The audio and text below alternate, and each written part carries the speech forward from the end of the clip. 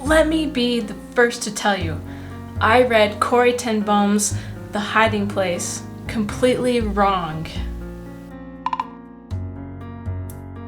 As I listened to this book, it was extremely painful for me. And it's pretty triggering for a lot of people even to hear other people describing a terrible, terrible thing that's happened to them in a seemingly over positive way. Almost in an attitude either of faith or over positivity. It seems like there's a disconnect between what the experience should be described as and how they're dealing with it. It sometimes comes off as dismissive of all of the pain, as if that doesn't matter, only focus on the positive things and the good side, and kind of dismiss or diminish the experience of pain, which is just as real and just as valid. And so as I was reading something about laments and psalms, I came back to this book and I realized that maybe I had been judging it in the wrong way. I had assumed that Corrie was trying to be overly positive.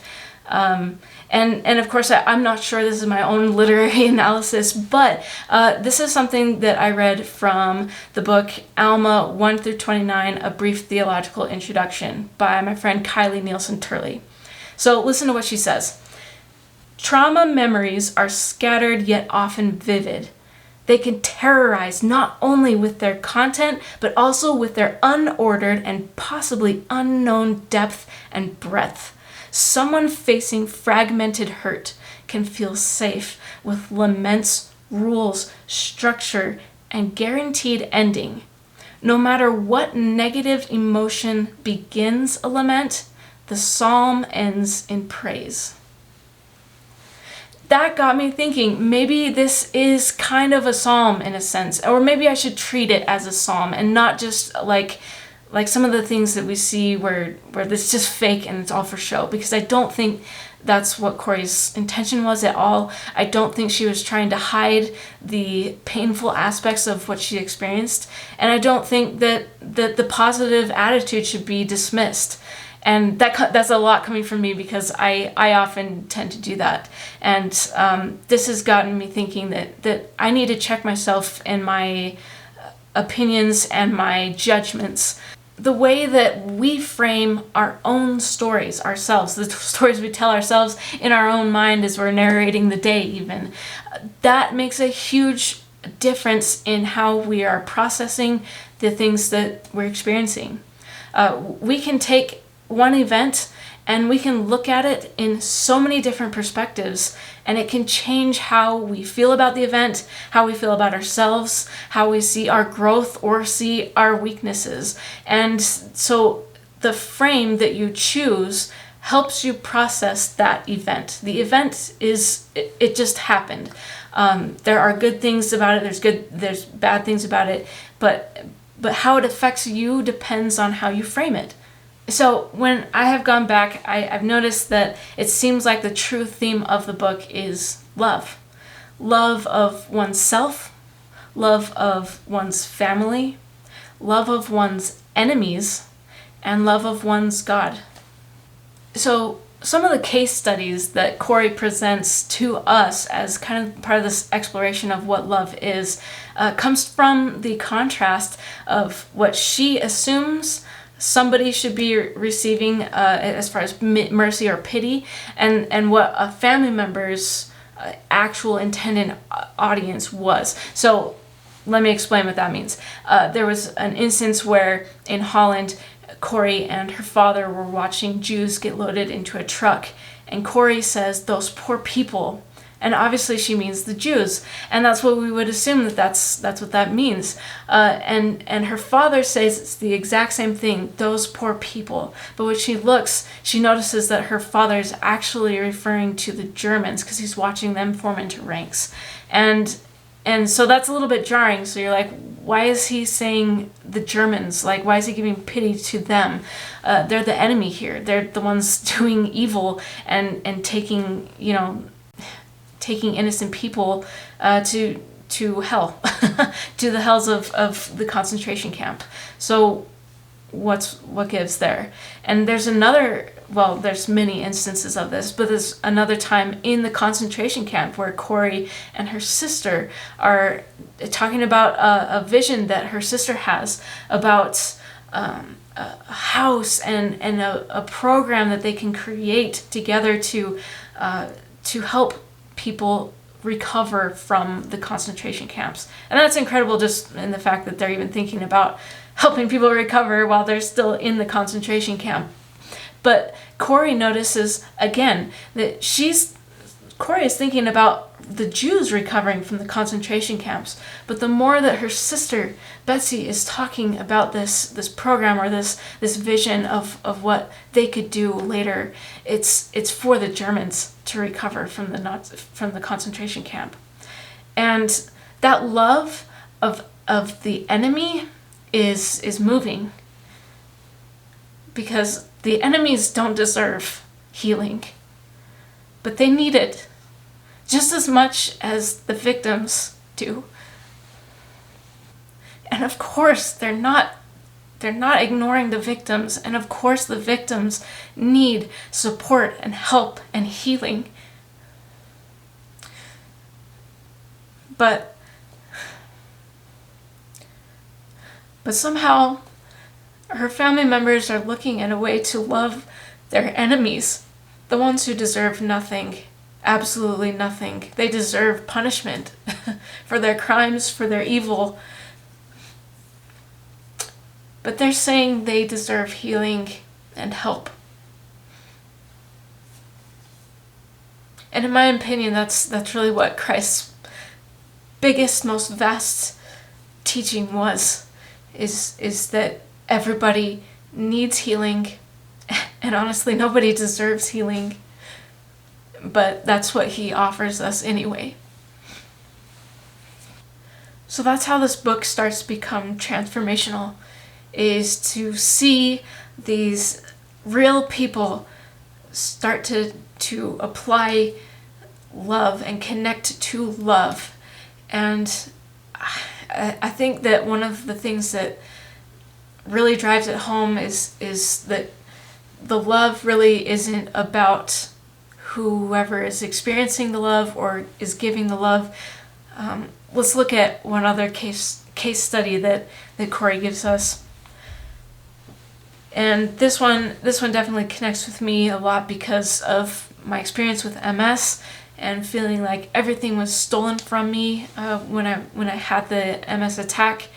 I felt like I was finished. I was done with my contribution to the world. And something happened to her mother. This was before the concentration camp, before everything. It's very early in the book. Her mother has a stroke and ends up in a coma for 2 months.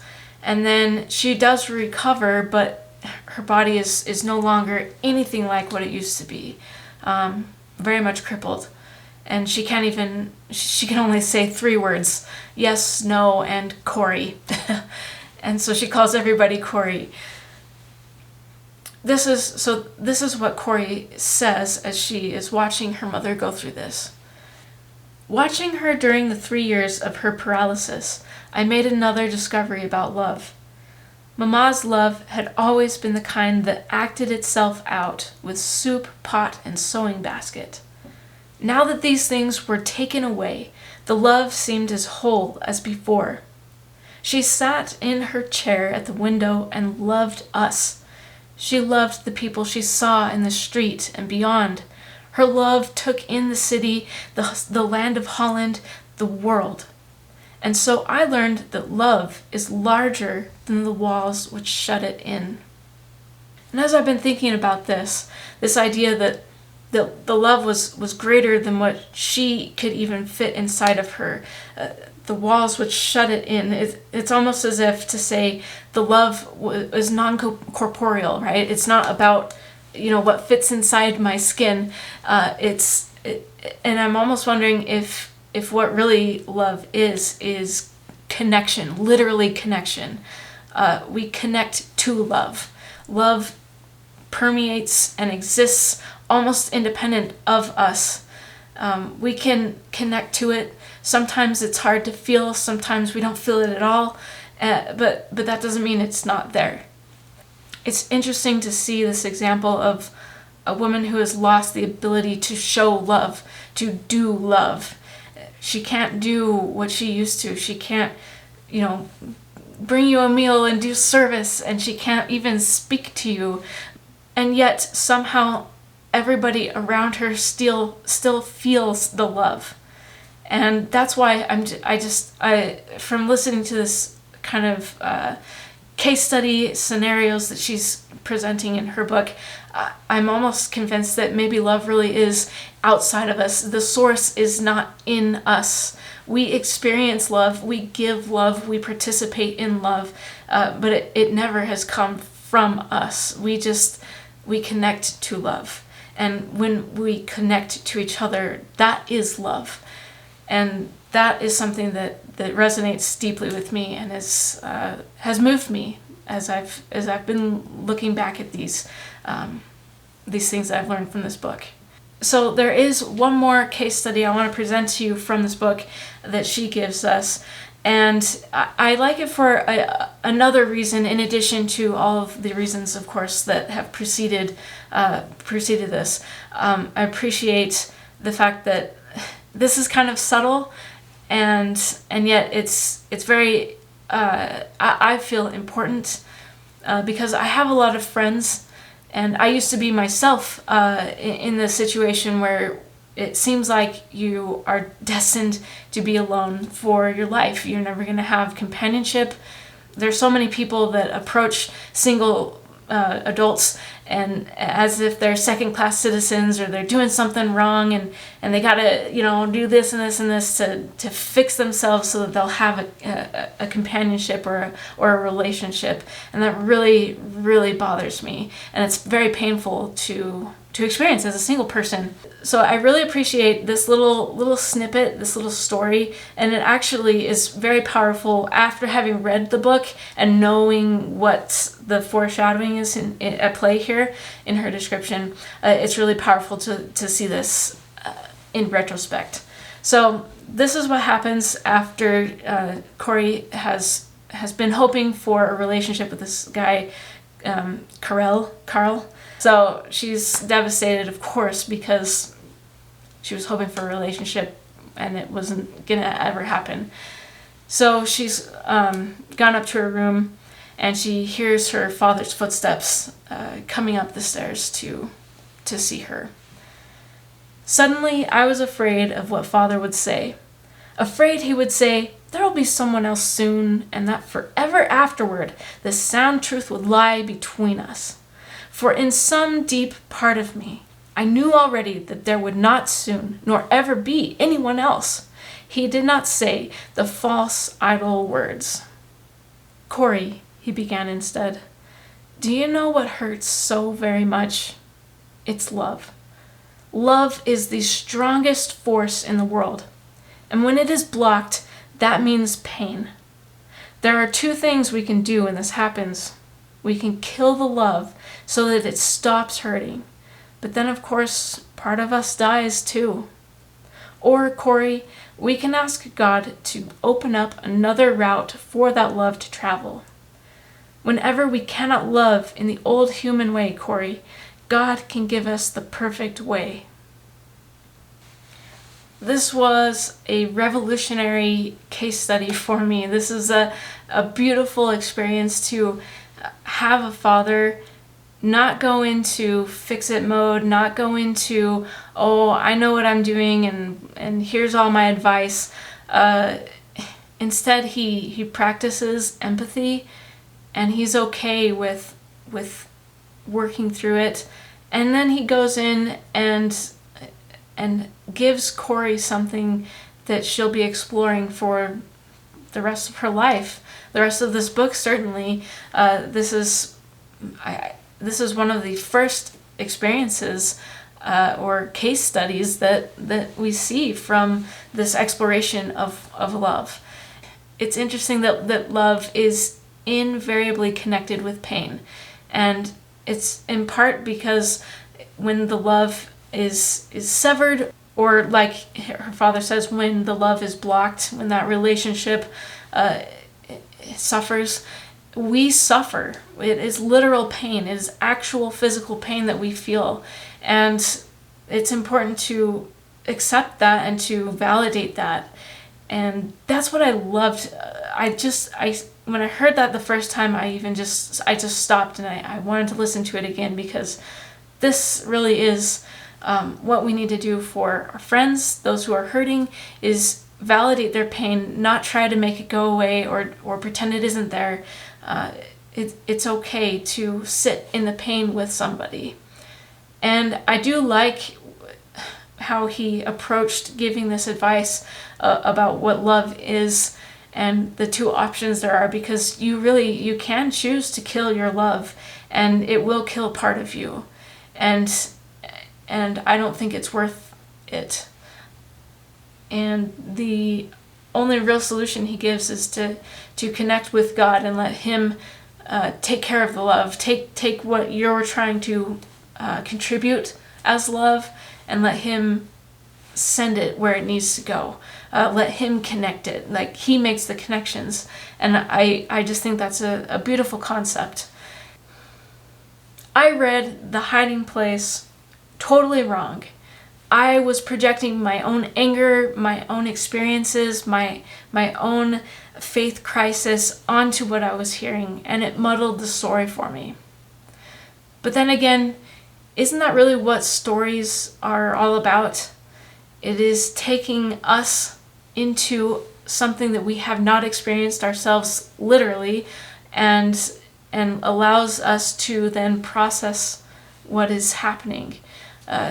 That's the cool part about story writing, storytelling, story listening, story reading. It's all, I think, a process of figuring out what do you do with your own situation. It's a way for us to mess with things, to interpret things, to hear different perspectives, and we kind of push it all together in the same room, your brain, and let your brain get out of it what it needs to. So if you are in a safe place, you're going to get out the empathy that you need to develop. You're going to get out the perspectives that you need to hear and to see and to be open to. And you can even get the escape that you might need from reality if it's fantasy or fiction, something that isn't so emotionally intense as something like this book. The process of reading really is a way for you to work through what you're going through. And that made this book even more powerful to me, as I've realized that, first of all, I was judging it, I was reading it with my own thoughts, but then also that's what the point of the book is to connect and to find ways to see where you're hurting and to allow your connection with the divine and your faith to bring you to healing. And I think that's really what we're getting to. And so even though I read it wrong, I ended up reading it right, I guess. And so please keep on reading, keep on listening. Make the stories that you're taking in work for you. I really recommend this book. I hope you've enjoyed this discussion on it, and please let me know your thoughts below if you have any more ideas on what love is and some of the messaging that you got from this book. I would love to hear your thoughts. Thanks so much for watching. We'll see you on the next one.